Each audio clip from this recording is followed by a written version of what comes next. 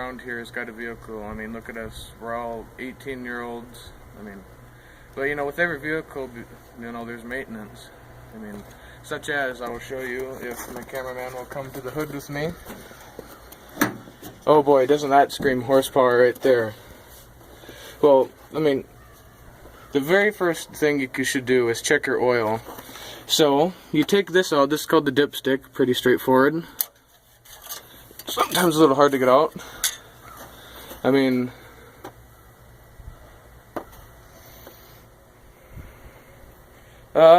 looks like I could use an oil change because you could tell it's not supposed to be that kind of a brown color and it's grainy. So, oil change in the future, perhaps. Put that back in there. It'll get back in there. Ooh, boy. Alright, second thing, you can check your antifreeze. Well, that's pretty simple. I mean, this big thing right here is your radiator. Here's your radiator cap. I just had this thing running, so hopefully it doesn't explode in my face. Oh boy. No, I'm just kidding. Well, if you look down in there, I have pretty good antifreeze. It's up to the top. So that's all golden and nice. You can always put more in here too. For when you have too much pressure, you can flip this up. Flip that up, it releases pressure. Because, you know, sometimes the engine gets hot. Alright, next thing is your brake fluid. If you follow me over here. On this type of pickup, you have two brake fluid ports right here. You got the front, and I got plenty of brake fluid in there. Then you got the rear. I don't have rear brakes anyway, so it doesn't really matter. But, you know, brakes, you know, that's what stops you from crashing into deer, trees, or whatever else fortunate things that you get yourself into.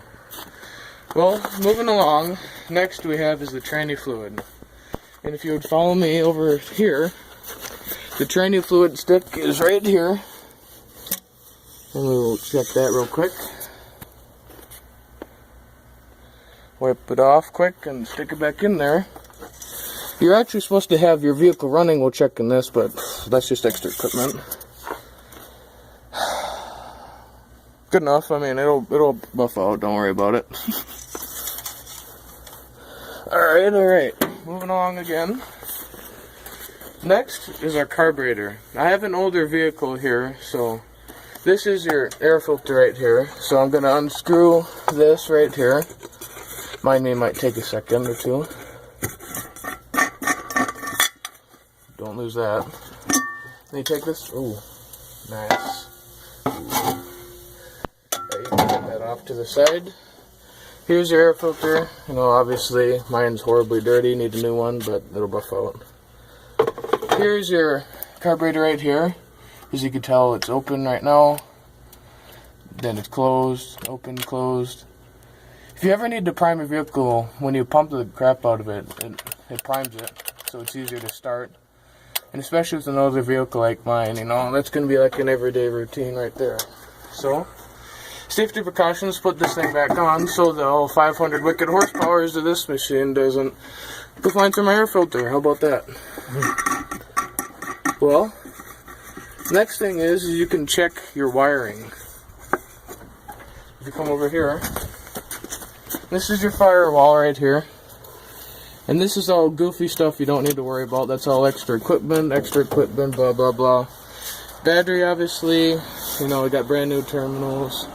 Never dies on me. I did before until I got a new battery. But, and this is a V8 right here, so you have 4 spark plugs on each side. You can always check them real easy. You can just, well, it's a little bit hot right now. I don't really want to touch it, but I mean, it looks in pretty good shape to me. I mean, it's not blown up, so. Well, that's basically the easiest things you could do under your hood. The next simple things you could do, you could check your blinkers, your headlights, and I'll demonstrate for you now. I'll put the key in the ignition, and my cameraman will tell me if the blinkers are on or if they're not. Alright, right. Good to go. Alright, left. Good to go. Alright, how about headlights? Good. And if you want to go to the rear, cameraman, I'll show you that the brake lights in the back too. Good.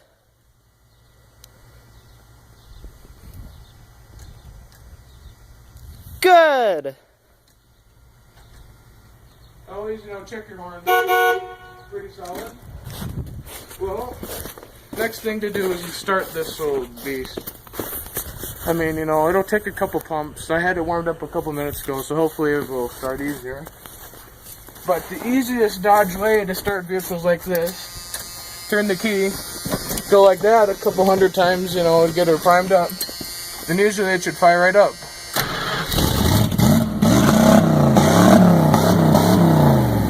She likes to get cleared out because it's cold. Well, as you can see, I have gauges here. You always want to make sure your oil pressure is between 40 and 60. If it's below 20 or anywhere over here, you don't have enough oil pressure. And you're sure the crap don't need 80 because, you're having way too much pressure in there and something's wrong. And, check your brakes. They're soft. Obviously, this is because it's a Dodge, Four-wheel drive works. Four-wheel drive engaged. Auto four-wheel drive.